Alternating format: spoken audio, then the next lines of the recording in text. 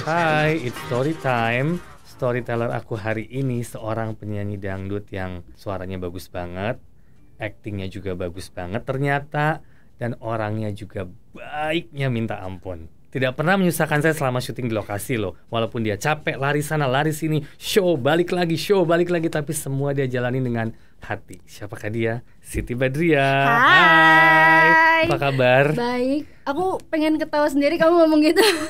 Tapi emang itu bener, aku gak bohong kok. Alhamdulillah. Gila, kita gak ketemu berapa lama dek? Terakhir Senan Harapan Cinta ya. Harapan Cinta 5-6 tahun? 5 tahun kayaknya. Iya kan, lama banget kan? Lama banget. Gila sih dek, dahsyat. Kamu terus gak berubah, kamu amin. tetap keren. Amin ya Allah. Amin. Terus dek, kita mau bahas 3 hal ya. Yes. Pastinya kita mau nostalgia dengan sinetron kita pertama, Senandung, Harapan Cinta. Lebih ngomong ke situ sih. Di balik nanti kita ngomongin penyanyi kamu dan dunia hiburan kamu. Terus juga bahas sedikit lagu Cantik, bagaimana bisa awalnya terjadi dan sampai fenomenal seperti itu. Amin. Dan yang terakhir kehidupan pribadi setelah menikah. Oke. Kita ngomongin awal Senandung ya. Pertama itu kita emang bikin sinetron Senandung itu kan emang aku membutuhkan seorang penyanyi dangdut. Karena secara konsep seperti itu. Kita casting kamu pastinya kan, ya, betul. gitu kan. Nah, awal kamu bersedia atau mau menerima tawaran ini tuh gimana deh? Awalnya karena aku pengen banget masuk MD. Oke. Itu banget. Thank you. Ya kan, terus aku tuh inget banget pas ada disuruh sama manajemen aku, Dek ini ada sinetron dari MD. Aku langsung oke, kapan? Ayo mau, langsung kayak gitu akunya. Oke, ayo mau. Aku nggak baca cerita sama sekali. Aku nggak mau dengerin. Ya udah aku yang penting aku masuk MD gitu. Terus suatu ketika aku ketemu sama sutradaranya Mas Anto Agam, diceritain sama Mas Anto Agam, ceritanya kayak gini. Ini aku banget, ini Sunda, ini nggak menyusahkan aku dan aku aku mau gitu. Karena aku jujurnya pas masuk MD, karena kan aku tahu MD yang ya menurut aku kelas banget Kak gitu loh ya, kelas banget. Terus aku takut yang mikirnya tuh kayak, aduh ini pasti dialognya susah nih, ini pasti banyak banget bahasa Inggrisnya nih, aduh gue bingung nih. Itu sebenarnya kayak gitu, cuma dikarenakan MD yang ngasih, oke, aku mau gitu. Jadi ya alhamdulillah Allah ngasih, lancarin semuanya dari mulai ceritanya, dari mulai judulnya, semuanya tuh ya enak-enak aja pas aku syuting. Jadi aku terus mau. Ini kan acting pertama kali buat kamu kan, Betul, pastinya betul, gitu kan. iya. Itu gimana kamu datang ke lokasi dengan segala hal keriuhan pastinya, dengan jam kerja yang berbeda sama kamu nyanyi, dengan harus baca skrip, ngafalin dan acting depan kamera, ketemu sutradara. Apa kesulitan yang kamu dapat di situ? Sulitnya itu nggak ada sih ya Kak. Alhamdulillah semuanya nggak ada kesulitan. Karena happy aja gitu. Karena aku tuh happy ngejalanin di sinetron Senandung. Aku menjadi Senandung tuh bener-bener yang aku seneng. Aku gak mau terbebani. Aku disuruh nangis. Kalau gak salah scene pertama, scene ayah aku meninggal, itu aku dihujan-hujanin jam 4 subuh. Pas azan subuh aku hujan-hujanan. Tapi aku happy gitu. Kayak ya aku happy. Aku semuanya kayak semua kru terus care sama aku, kayak ngasih selimut, ngasih anduk, tapi nggak usah, aku happy banget gitu. Karena aku menjadi Senandung pun, Senandung tuh kayaknya udah masuk di jiwa aku gitu. Jadi aku nggak ada masalah pada saat itu gitu. Semua kru, semua pemain, apalagi aku sama Hengki emang cocok gitu loh dalam actingku gitu. Jadi ya alhamdulillahnya gitu. Nah itu kan fenomenal lumayan panjang ya Dek. Panjang kan banget. Selama lumayan, pokoknya panjang deh. Sampai sekarang Kak, sampai sekarang tuh masih banyak yang DM, masih banyak yang minta untuk diulang lagi, untuk Senandung jadi sama Gibran lagi kayak gitu. Itu tuh sebuah kayak, itu penghargaan buat aku. Oh berarti aku berhasil ya bikin orang suka di karakter aku gitu. Aku kayak gitu udah ya alhamdulillah. Sampai sekarang tuh kalau ngeliat-liatin YouTube, oh iya ya, walaupun aku masih geli sendiri, aduh acting aku dulu kayak gini ya, aduh muka aku kayak gini ya gitu. Tapi aku gimana ya, kayak merasa tersanjung aja gitu. Orang-orang banyak yang kenal aku karena karakter aku di Senandung. Nah Ini kan perbedaan sangat jauh di mana kamu biasa nyanyi, Betul. show yang cuma mungkin kamu datang, kalau show kan datang JR 2 jam show pulang. Iya. Ini kan kamu harus show, harus syuting, Betul. pulang pagi. Sometimes kalau weekend kamu bangun pagi, kamu keluar Betul. kota, Yes. kamu show, kamu balik ke Jakarta, kamu syuting lagi. Sometimes padahal manajemen sudah memberikan aku waktu cuma Senin sampai Jumat Iya, kan. Sometimes kita minta waktu kan. Iya. Dek, minggu kosong nggak? Syuting dong, Dek. Iya, aku pulang dari show, aku langsung ke lokasi gitu. Maksudnya dengan energi dan power kamu yang segitu besar. Maksud aku, kita sih happy sekali. Karena, tapi bagaimana kamu ngejaga stamina, mood, dikala kamu lari sana lari sini dan kamu capek pastinya. Kamu kurang tidur, nah itu gimana tuh kamu kontrol semua itu gitu loh. Nyuri-nyuri waktu di lokasi sih Kak, kayak kalau aku belum di tag ya aku pastinya tidur di lokasi gitu. Terus ya nggak terbebani sih sebenarnya Kak. Kalau Oke. ngantuk ya aku tidur gitu. Yang jelas aku mau digilir ke sana ke sini gitu kan. Terus kayak dalam 56 scene aku di apa namanya Kak? Aku lupa namanya, jumping ya. Iya. Jumping 56 scene terus-terusan, cuma ganti baju ganti baju, terus aku syuting lagi segala macam, take lagi. Happy akunya gitu. Jadi nggak terbebani, malah orang-orang lokasi tuh bilang, "Lo minum apaan ya? Kok lo nggak ada capeknya ya? Kok lo nggak ada ngantuknya ya?" Gitu ya gitu. Ya karena aku happy di kerjaan aku pas senandung itu gitu. Nah, terus OST-nya kan kamu yang nyanyi juga. Betul. Kita bikin video klip, Betul. kamu harus dance dan segala macam. Itu sih udah makanan kamu lah gitu kan. Tapi begitu kamu dengar lagu OST Senandung, what do you think? Itu lagu pertama aku yang agak-agak ke India ya. Agak-agak ke India itu pertama aku gitu. Kayak Tabla sih bukan ke India banget sih, kalau India kan yang satunya ya, yang Harapan Cinta. Kalau ini kan agak dangdut tapi agak ke India gitu. Ini pertama kalinya aku dikasih itu lagu, nggak percaya Kak. Karena jujur aku tuh pengen banget punya judul semuanya ada akunya. Dari mulai lagunya, dari mulai covernya, dari mulai semuanya itu ada akunya. Judul itu cita-cita aku gitu. Dan ketika aku disuruh untuk nyanyiin OST-nya kayak, ya Allah tuh ngabulin semuanya ya ternyata gitu, kayak gitu. Dan enjoy banget pas bawain lagu itu. Ya lagunya juga langsung meledak juga kan. Meledak banget, aku setiap off air semuanya pasti Senandung Cinta dong, selalu Ya. Selalu sampai di sawer. Sawer. Ini kan pick point yang berbeda. Kalau kamu sebagai penyanyi dangdut sudah establish, semua orang sudah tahu. Amin. Tapi begitu kamu masuk ke dunia acting, scope kamu lebih lebar dari segi fans pastinya, dari segi penggemar semuanya lebih lebar, dan itu banyak pasti keuntungan yang kamu dapatkan dari situ. Kalau kamu off air kan, pasti semua orang teriak Senandung, bukan Sibat lagi kan? Bukan. Ya kan? Iya. Nah itu gimana tuh respons orang-orang dan antusias mereka? Senandung tuh bener-bener banyak banget fansnya, sampai aku Pak Hengki sama Uci. Yeah. Kita tuh pergi ke Hong Kong buat meet and greet Senandung, gara-gara Senandung gitu. Terus semuanya itu kenalnya Senandung, bukan Sibat, bukan Siti Badriah, tapi semuanya Senandung. Nama aku nggak ada sama sekali Kak. Jadi aku kemana-mana pas aku jalan-jalan ke Hong Kong tuh Senandung gitu. Tapi ya udah gitu, berarti ya emang nama gue belum terkenal banget bahwa gue terkenal ya Senandung gitu. Jadi ya udah gitu. Terus pas aku nyanyi pun di Hong Kong waktu itu, apa-apa tuh mintanya lagunya Senandung. Terus aku diharuskan untuk acting dengan aku menjadi Senandung, Pak Hengkinya jadi Gibran, dan di situ aku di panggung harus Senandung gitu kayak. Ini di Hong Kong. Ini di Hong Kong. Jadi mereka kan punya fan base kamu. Iya. Ada orang Indonesia Iya. gitu. Dan mereka bikinin konser buat aku, Hengki dan Uci. Wow. Itu gara-gara Senandung gitu. Terus sampai ke ya kalau di Indonesianya ya di kayak kota-kota Kalimantan dan lain-lain itu tetap Senandung yang ada. Dan selalu diulang tuh lagu Senandung Cinta terus-terusan sampai ke 1 jam itu lagunya itu nggak berhenti.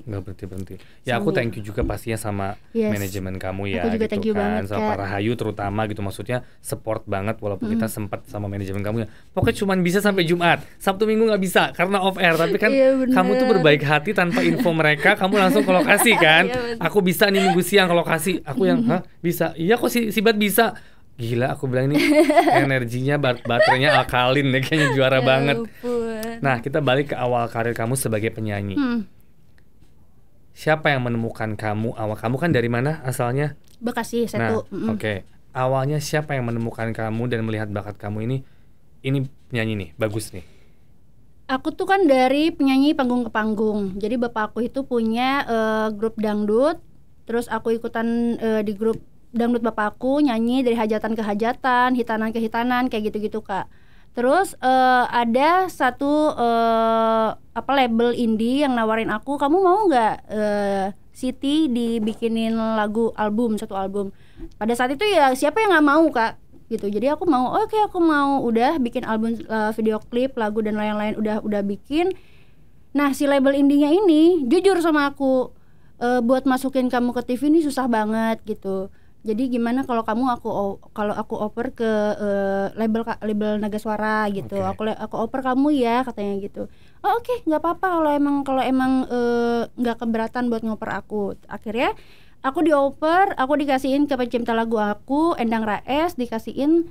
Terus dari Om Endang aku dikasihin ke Parahayu. Parahayu setuju. Oke, saya mau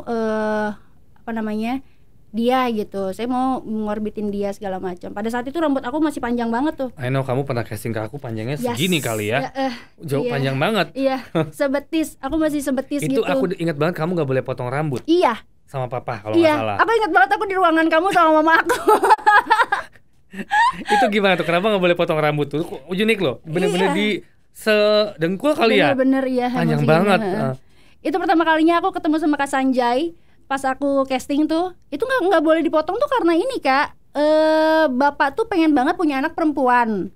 Anaknya tiga-tiganya laki-laki semua. Pas punya anak aku perempuan, jadi kayak udah punya omongan sendiri.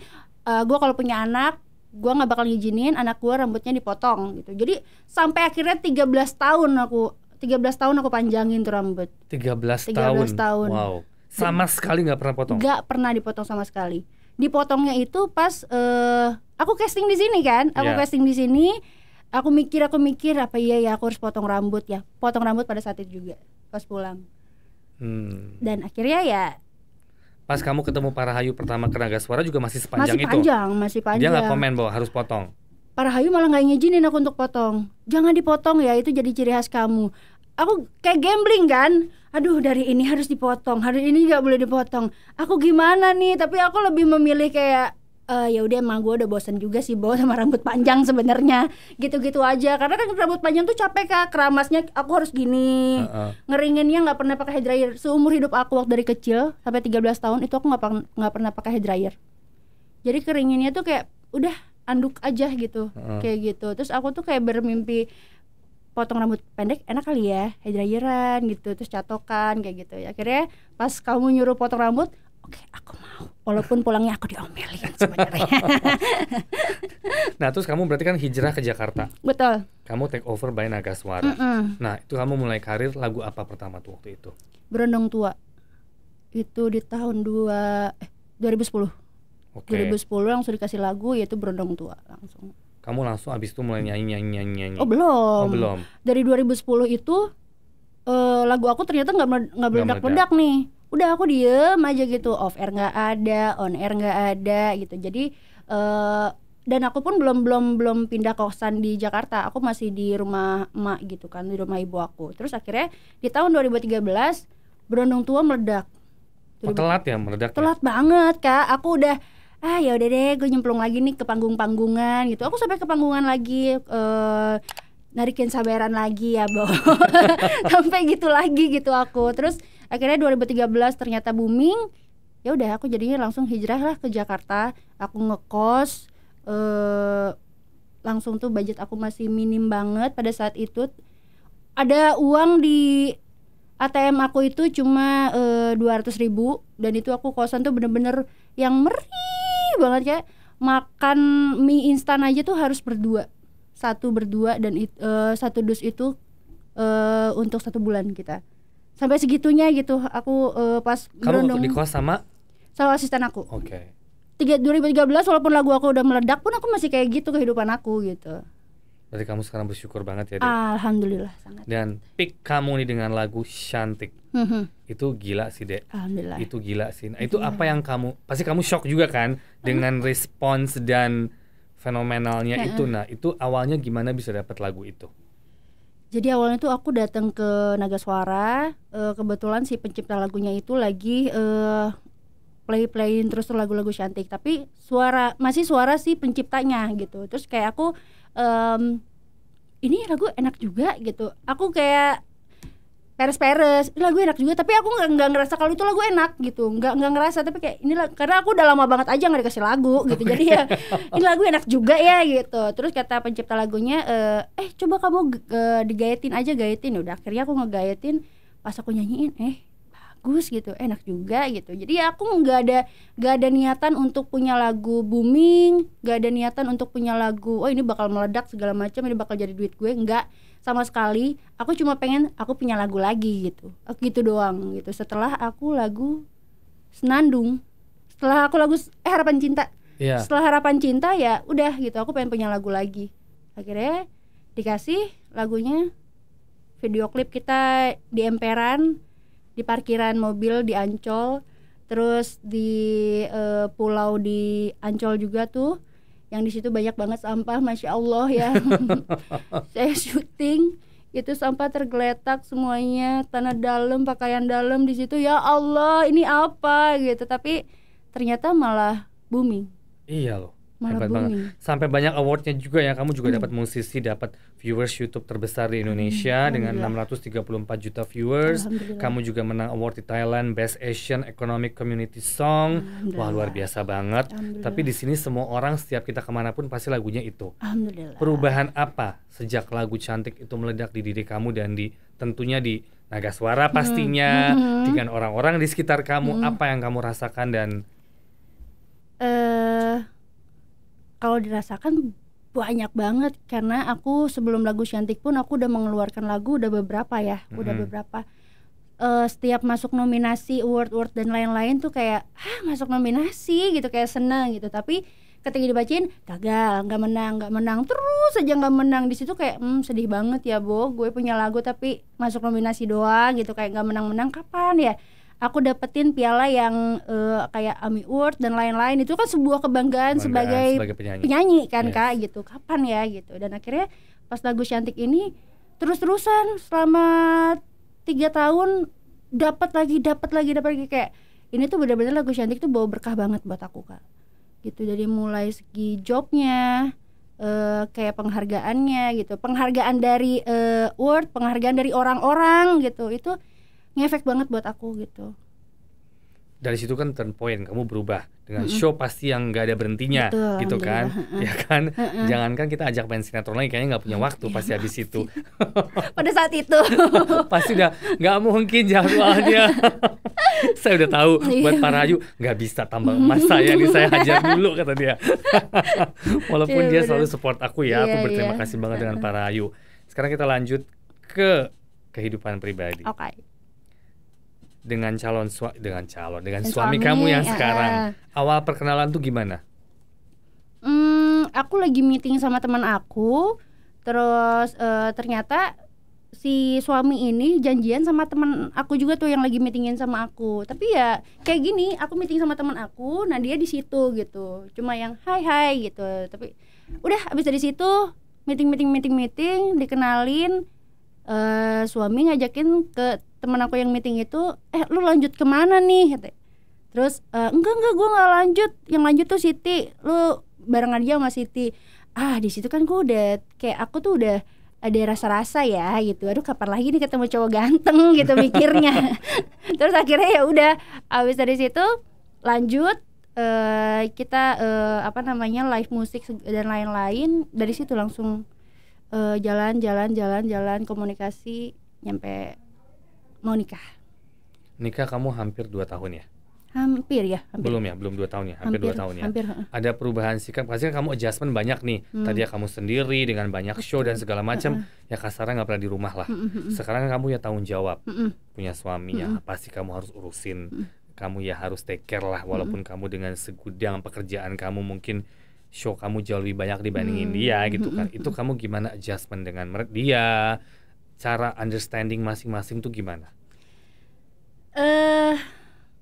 Awalnya tuh kayak aku ngerasain kayak aku lebih harus menghargai suami gitu. Aku harus lebih milih-milih acara, milih-milih job. Itu pas di pertengahan pernikahan tuh kayaknya aku harus ngurangin deh, karena kalau misalkan aku terus-terusan aku kerja, suami aku diurusinnya kalau malam doang dong gitu, kalau di tempat tidur doang dong, aku mikirnya gitu kan. Terus kalau dia mau makan, dia mau ini, aku nggak bisa ngurusin gitu. Nah dari situ aku mikir yang ya udah, walaupun suami sebenarnya nggak apa-apa, sok aja kerja gitu, karena sebelum kamu menikah sama aku pun kamu adalah seorang Siti Badriah penyanyi dangdut katanya gitu. Tapi ya sebagai perempuan jadi akunya kayak kepikiran sendiri ketika aku pergi, aduh suami aku udah makan belum ya, aduh dia lagi ngapain ya, jadi kayak kepikiran sendiri. Dan sekarang tuh aku agak dibatesin gitu, jadi aku ngambil acara nggak boleh pulang lewat dari jam segini karena aku harus kayak gini gitu.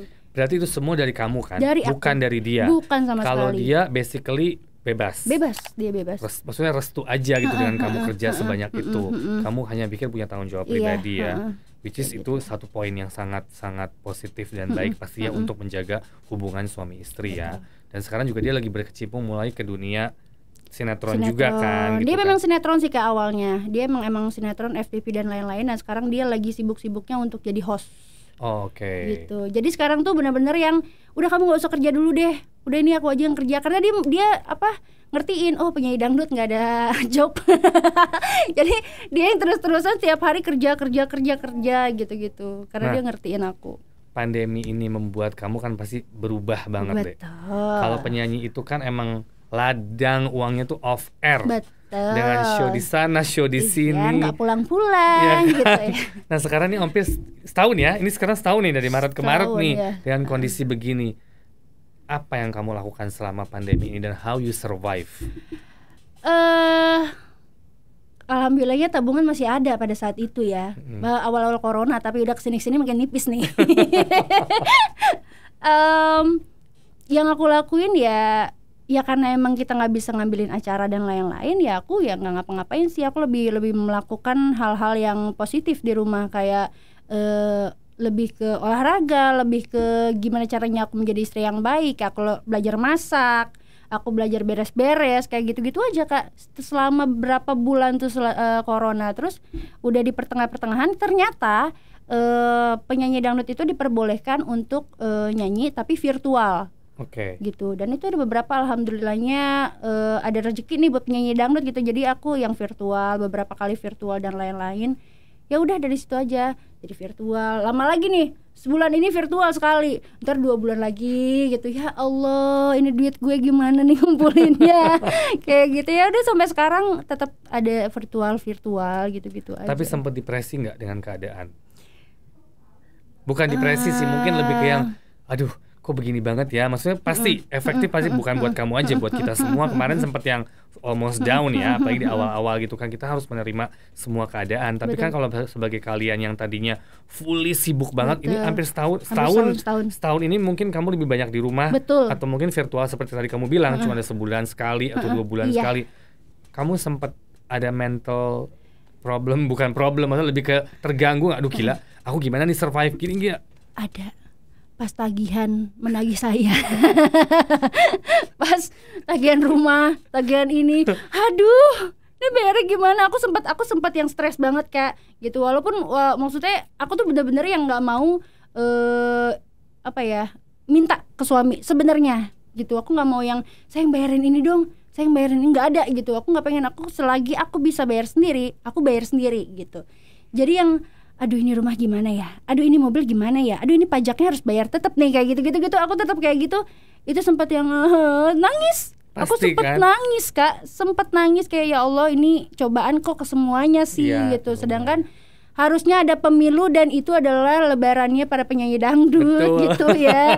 Ya saat pemilu itu nggak ada apa-apa, ya Allah. Pas pemilu kata asisten aku kayak, Nong harusnya kita dapat duit segini ya, gitu, harusnya kita dapat segini, gitu ya. Tapi ketika kayak gitu, Allah selalu ngasih rezeki lewat tangan siapapun gitu. adalah aku yang tadi aku bilang virtual, adalah aku beberapa kali di TV gitu. Jadi ya yang harusnya buat tagihan pajak dan lain-lain, rumah, mobil dan lain-lain itu kebayar gitu. Alhamdulillah. Kalau kita mau berusaha, kita juga percaya sama Tuhan. Betul. Pasti ada jalan ya. Emang nggak boleh give up sih dalam hidup. Ups and downs pasti ada. Dan harus selalu minta sih menurut aku ke Tuhan. Ya kan, harus selalu minta. Karena Tuhan nggak mungkin ngasih kalau kita nggak minta gitu. Aku mikirnya gitu sih. Gitu. Planning kamu ke depan apa, Dek? Apa ya? Aku pengen hamil dulu deh, Kak. Doain ya. Amin. Iya bener. Kesempatannya dulu. Sekarang ya. Iya. Mumpung begini ya. Doakan saya. Amin. Pasti. Amin. Terus dalam kehidupan Siti ini selama ini, apa yang belum tercapai dan apa yang kamu harapkan ke depan selain tadi kamu udah jawab pengen hamil dulu? Masih banyak banget sih Kak cita-cita aku yang belum tercapai gitu. Kayak aku harus punya lagu lagi. Sekarang tuh aku masih kayak bisa nggak ya gue punya lagu lagi yang seperti Cantik. Nah sekarang tuh aku punya pemikiran seperti itu. Yang kemarin aku punya lagu yang nggak terlalu booming kayak Cantik, aku jadi santai. Nah sekarang jadi aku kayak terbebani gitu loh Kak. Barometer ya di situ ya. Iya gitu. Jadi ya bisa nggak ya punya lagu yang lebih dari Cantik nih, selalu kayak gitu. Nah sekarang tuh aku selalu berdoa ya, aku pengen punya lagu yang lebih dari Cantik, yang bisa dapat berkah buat semuanya, dapat berkah buat aku, label aku, semuanya pokoknya gitu. Ini disukain sama orang banyak. Itu sih sekarang yang lagi aku pengen. Kepikiran nggak bikin lagu sendiri? Nggak bisa. Cukup waktu SD sih Kak ya, aku nulis curhat gitu. Tapi enggak Kak, nggak mau deh kayaknya. Nggak ketemu ke situ? Nggak ketemu Kak, curhatnya alay jadinya. Nggak mau. Tapi setiap lagu kan pasti kamu menggunakan feeling kan deh. Karena kan kamu nyanyi harus menggunakan soul. Betul. The moment kamu dikasih lagu sama tim, ada nggak? Aku nggak suka nih, aku nggak mau. Pernah nggak ada seperti itu? Waktu aku belum nikah, aku nggak. Jadi lagu apapun, ayo aku mau gitu. Tapi ketika aku udah nikah gini, aku pilih-pilih Kak. Aku nggak mau lagu yang sakit hati, ditinggalin, terus merana. Aku nggak mau. Karena banyak yang bilang katanya lagu adalah doa. Oh iya. Ya, aku takut Kak. Aku setelah nikah dikasih lagu nih, ini lagunya, aduh patah hati banget, nggak mau deh gitu. Untungnya pas lagu Suamiku Kawin Lagi itu aku sebelum nikah ya, jadi ya udahlah ya, jauh nih gitu. Aku pilih-pilih sekarang. Kalau itu sekarang nggak mau kan? Nggak mau. Nggak mau. Serem banget. Tapi emang secara karakter kamu tuh emang baik deh. Amin ya Allah. Itu aku lihat kamu tidak pernah berubah dari awal saya kenal sampai kemarin saya cuma WhatsApp deh. I mean like kita keep in touch jarang. Ya ada tapi jarang gitu kan. Aku cuma minta tolong deh, aku ada YouTube channel bla bla, bantuin kesini. Kamu langsung hayu tanpa basa-basi dan tanpa ada gue sibuk, gue ini enggak. Kamu langsung hayu. Kapan kita atur jadwalnya gini-gini. Maksud aku itu karakter kamu yang dari dulu aku ngeliat tidak pernah berubah sih. Amin. Tapi aku kayak gitu juga karena kamunya baik. Amin. Gimana dong? Amin. Ya selama judul aku, Kak Sanjay adalah salah satu orang yang terbaik buat aku. Amin. Jadi kalau aku ada curhat-curhat apa, ada apa-apa, gitu. Jadi yang benar-benar Kak Sanjay tuh all in one ya, Bo? Iya. All in one. Bener-bener deh. Ada pokoknya yang paling terkenang tuh benar-benar Kak Sanjay tuh kayak dia tuh baik banget sama aku. Amin, gitu, sama-sama. Yang penting tetap jaga silaturahmi ya. Kak. Pesan dan kesan deh. Menurut kamu kayak tadi kan kamu sudah mengalami banyak dengan corona ini, kita begini pasti kan kamu ada pesan dan kesan mungkin untuk orang-orang yang dengar bahwa kita harus survive or something. What do you think gitu? Pokoknya siapapun kita, dimanapun kita, apa ya, musibah ini kan bukan cuma ke satu orang, ke semua orang yang kena. Ya apapun masalahnya, apapun musibahnya, kita harus tetap minta, kita harus tetap berdoa sama Tuhan, karena Tuhan bakalan ngabulin sesuai apa yang kita minta. Amin. Thank you. Kak. Thank you banget hari ini. Thank you banget jauh-jauh dari Cibubur ke sini. Thank you semuanya. Ya, alhamdulillah akhirnya kita tetap bersilaturahmi ya. Harus. Insya Allah ada kerjaan bareng. Soon. Catat ya. Jangan lupa subscribe, like, and comment bersama Siti Badriah. Thank you. Thank you. Thank you.